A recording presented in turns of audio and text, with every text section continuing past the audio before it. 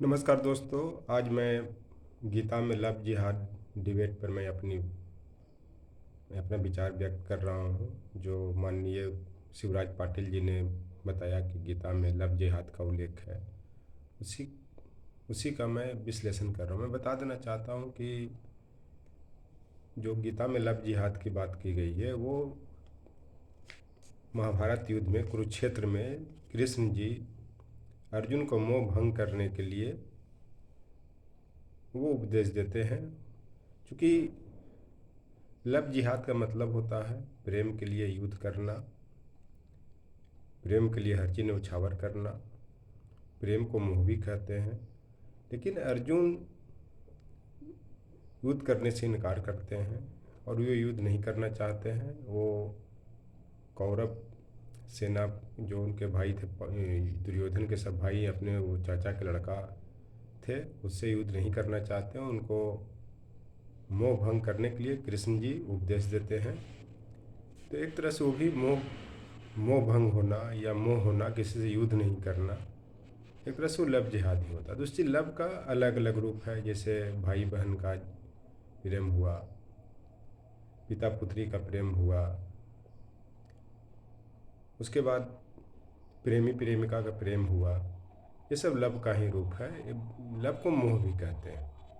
ये चलते इसको ज़्यादा हाव भैया बनाने की ज़रूरत नहीं है, इसको तिल का तिल बनाने की ज़रूरत नहीं है। क्योंकि एक शब्द या एक सेंटेंस का विश्लेषण अपने अपने स्तर से लोग करते हैं, इस पर डिफेंड करने की ज़रूरत है। तो अगर शिवराज पाटिल जी ने अगर लव जिहाद बोला, गीता में जो अध्याय 4 में श्लोक 4 में भी कृष्ण जी कहते हैं कि यादा यादा ही धर्मस्या ग्लानिर् भवति भारते अभ्युत्थानम धर्मस्य तदात्म्य सृजाम्य। मतलब कहते हैं कि जब जब पृथ्वी पर धर्म का विनाश होता है, धर्म का राज होता है, तब तक वो कृष्ण जी जन्म लेते हैं। तो अभी भी देश में देखिए किस तरह से लव के नाम पर या लव जिहाद के नाम पर या बीफ के नाम पर कितने मुस्लिमों की हत्या की गई, चाहे वो अखलाक हो या झारखंड में जिनको मारा गया कुछ दिन पहले या कहीं पे भी हो। ये सब एक तरह से लव जिहाद का ही रूप है। और लव जिहाद खास करके ये कहा जाता है कि कोई भी अगर मुस्लिम लड़का अगर हिंदू लड़की से उसको प्रेम में गलत तरीके से फंसा करके अगर शादी करता, धर्म परिवर्तन करवाता है, तो उसको लव जिहाद कहते हैं।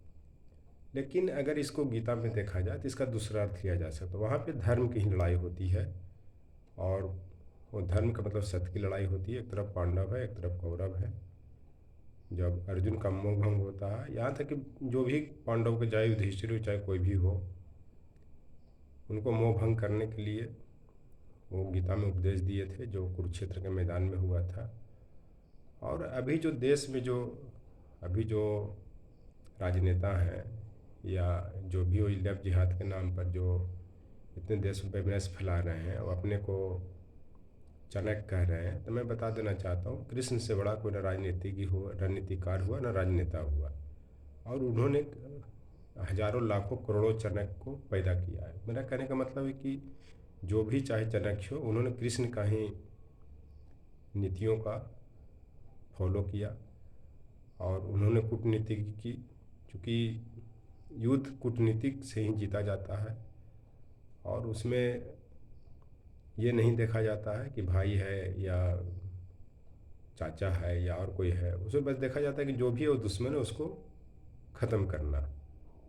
तो जो लव जिहाद का जो गीता में जो डिबेट बहुत ज़ोर शोर से अभी तक चल रहा है, और उसको देख करके लोग तरह तरह के अपना तिल के ताड़ बता रहे हैं कि शिवराज पाटिल जो माननीय गृह मंत्री यूपीए गवर्नमेंट में थे, उन पर जो ये कर हाथ हुआ मचा रहे हैं, इसमें जाने के मतलब नहीं है, न इसको ज़्यादा विश्लेषण देने का मतलब है। ये सांप्रदायिक सौहार्द स्थापित जो हो रहा है उसको तोड़ने की कोशिश कर रहे हैं। क्योंकि अभी जो इलेक्शन, अभी हिमाचल और गुजरात में भी इलेक्शन है, उसको किसी तरह से इसको मैंने विवादित बनाना चाहते हैं, और एक ये बताना चाहते हैं कि गीता या महाभारत का अपमान हो रहा। लेकिन ऐसा कुछ नहीं है, क्योंकि हर लोग अपने अपने स्तर से एक एक शब्द का, एक एक सेंटेंस का विश्लेषण करते हैं अब विश्लेषण करने का अपना अपना नज़रिया होता है। इसलिए जो भी अगर बोल रहे हैं कि गीता में लफ्ज़ जिहाद नहीं है, मैं ये बता रहा हूँ कि ये कोई गीता में लफ्ज़ जिहाद का वो प्रत्यक्ष प्रमाण नहीं है, लेकिन वो अर्जुन का मोह या प्रेम के कारण युद्ध नहीं कर पाते हैं। एक तरह से वो भी लफ्ज़ जिहाद ही है कि मैंने प्रेम के लिए युद्ध करना, मतलब, लेकिन वो प्रेम के लिए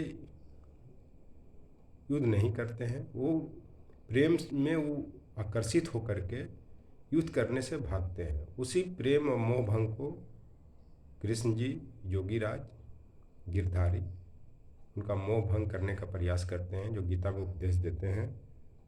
और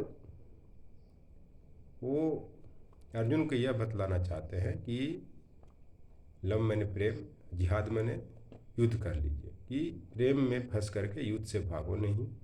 युद्ध करना अनिवार्य है, किसी के लिए लड़ना ही जरूरी पर्याप्त नहीं है, बल्कि लड़ना भी ज़रूरी है। ये धर्म की लड़ाई है, और धर्म की लड़ाई से ही समाज, देश, राज्य की रक्षा की जा सकती है।